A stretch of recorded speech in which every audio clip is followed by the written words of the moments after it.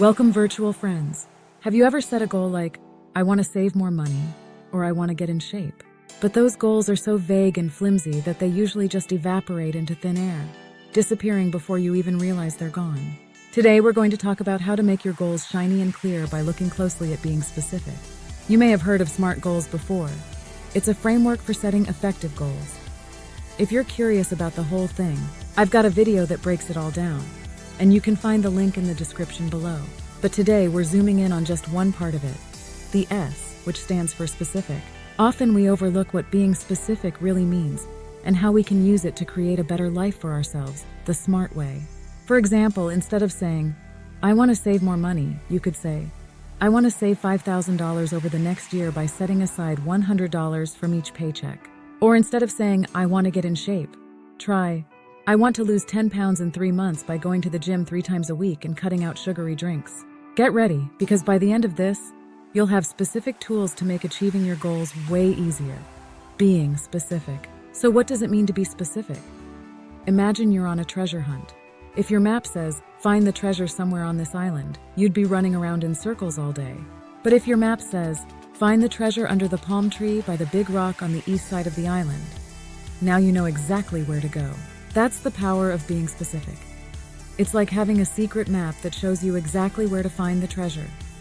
Okay, I know it would not be a treasure hunt if it told you exactly where the treasure was, but you get my point. But why do we sometimes avoid setting clear, specific goals?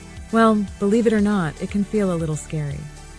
What if we say, I want to become a manager at work, and then we don't?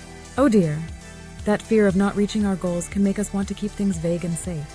But being specific actually helps you know exactly what to do and how to do it. Just like following a recipe for the perfect curry and rice.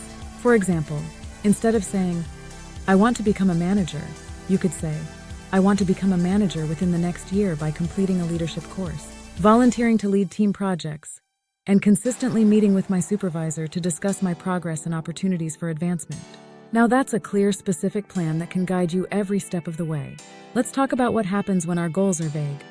Have you ever spun around in circles for fun? What do you mean you haven't tried this? Okay, no need to try it now, but work with me here. I've tried it for you. At first it's all laughs, but then you start feeling dizzy. That's what happens with vague goals. They're like saying, I want to be better at time management, but not really saying how. You end up spinning in circles, not really getting anywhere. Think about it. When you say, I want to be better at managing my time, it sounds good. But after months of trying, you might not feel much more organized.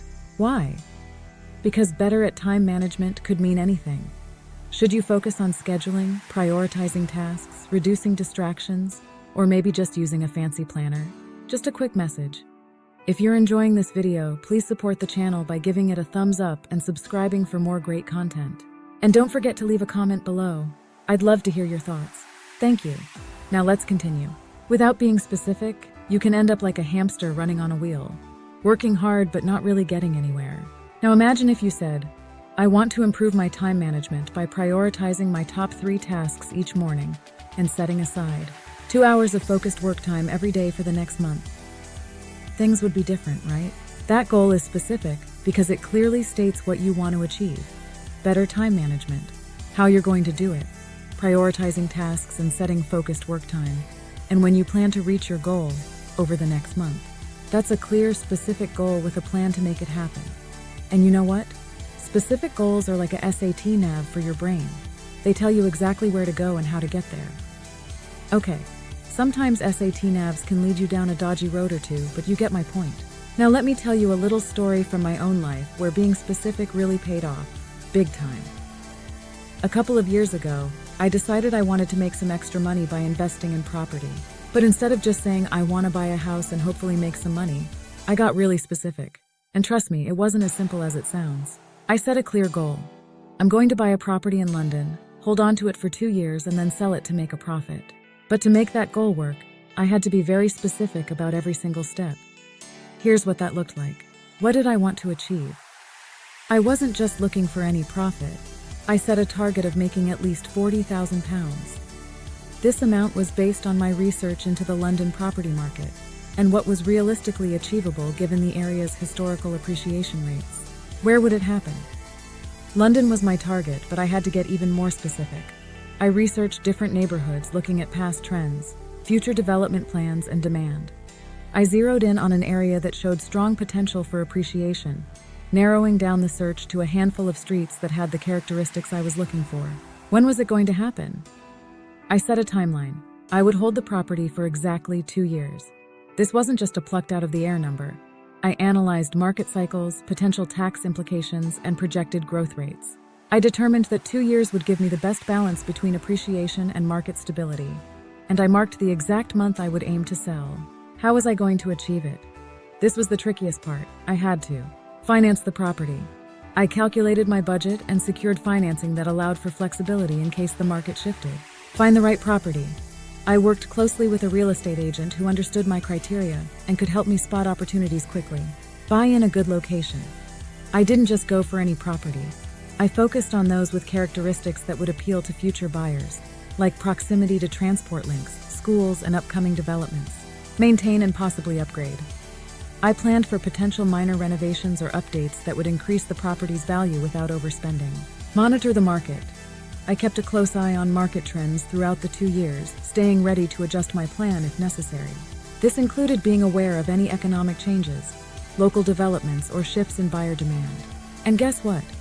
After 2 years of sticking to this specific plan, I sold that property and made a £40,000 profit. If I hadn't been specific about my goal, the results could have been very different. Without a clear, detailed plan, I might have bought in the wrong area, missed the best time to sell, or failed to maximize the property's value. But because I was clear about what I wanted to achieve, where, when, and how, I knew exactly what to do. And it worked out just like I planned. How to be specific and make it work. Okay, so now that we know why being specific is so important, how do we actually do it? Let's break it down with some practical questions to guide us. Who is involved? Is it just you, or do you need help from colleagues, a mentor, or even a fitness coach? What exactly do you want to accomplish?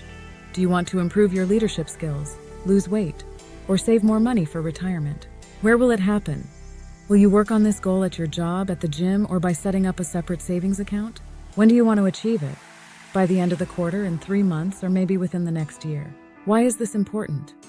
Is it because you want to advance in your career, improve your health, or ensure a secure financial future? Let's take an example.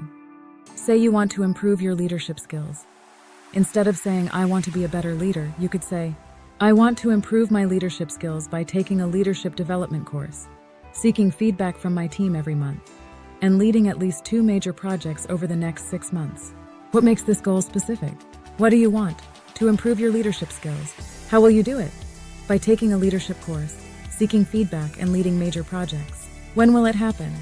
Over the next 6 months, with regular feedback each month. Or let's say you're focused on health and fitness. Instead of saying, I want to get more muscle, you could say, I want to gain 5 pounds of muscle in the next 3 months by strength training 4 times a week and following a high-protein diet with 150 grams of protein each day. Now that is specific. Do you see where I am going with this? We have to sit down and really think. Not just say it, but it is specific what we actually are going to do. What makes this goal specific? What do you want? To lose 15 pounds. How will you do it? By going to the gym 4 times a week and following a specific meal plan. When will it happen? Over the next 3 months. Or maybe you're thinking about financial planning.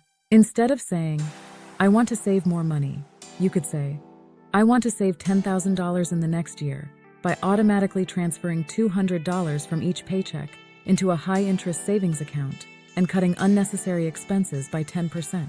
What makes this goal specific? What do you want? To save $10,000. How will you do it? By setting up automatic transfers and reducing expenses. When will it happen? Over the next year. Oh yeah, now that's a specific goal that's clear and ready to go. By breaking down your goals like this, you give yourself a clear roadmap that makes success much more achievable. Working on my listening skills. Let me share something personal. I've realized I'm not the best listener, and it's something I've been actively working on. But before I say how I'm improving, I want to talk about why I wasn't a good listener in the first place. There's a psychological reason behind it, and I bet some of you might relate. The psychology behind poor listening. For a long time, I felt like I had to keep conversations going. I thought that if I stopped talking or didn't immediately respond, the other person might stop talking, or the conversation could come to an awkward halt. It turns out this kind of thinking is pretty common. Why do we feel this way? Well, it's partly rooted in our fear of silence and the discomfort it can bring. Psychologists call this conversational narcissism, a term that describes the tendency to shift the conversation back to ourselves or to control the flow of the discussion. It's not that we're selfish. It's just that we often feel a subconscious need to fill the space and keep things moving, so there's no awkward silence. Another aspect is fear of rejection. If I didn't keep the conversation going, I worried the other person might lose interest or think I wasn't engaged. Silence felt like a risk, as though it could signal disinterest or make the conversation fizzle out. So I kept talking, often at the expense of truly listening. But here's the thing. By focusing so much on what I was going to say next, I wasn't really listening to the other person. I was more concerned with my own role in the conversation than with understanding what the other person was trying to share. And that's where I was going wrong. Getting specific about my listening goals. Recognizing this, I knew I needed to set a specific goal to improve my listening skills. Instead of just saying, I want to be a better listener, I got clear about what I needed to do. I set a goal. I want to improve my listening skills by practicing active listening during every conversation at work for the next 3 months. And I'll ask for feedback from colleagues at the end of each week to track my progress. Here's how I broke it down.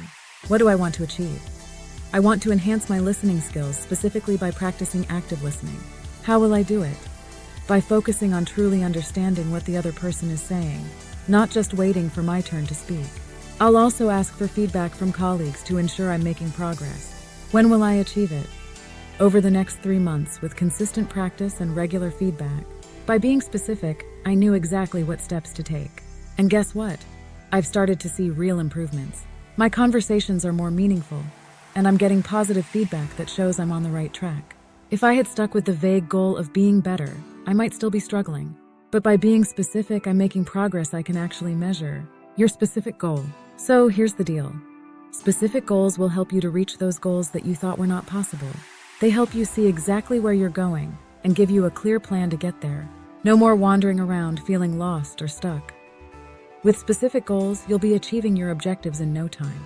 If you want to learn more about how being specific fits into the whole SMART goal thing, check out my other video where I explain all the details of being smart. But today, remember this.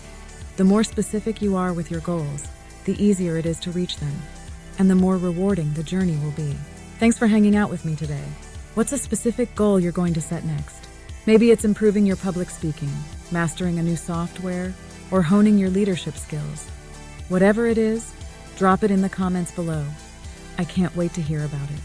And don't forget to subscribe, so you get the next video where we'll give more tips on how to be goal setting like the rock star you are. Have a fabulous day.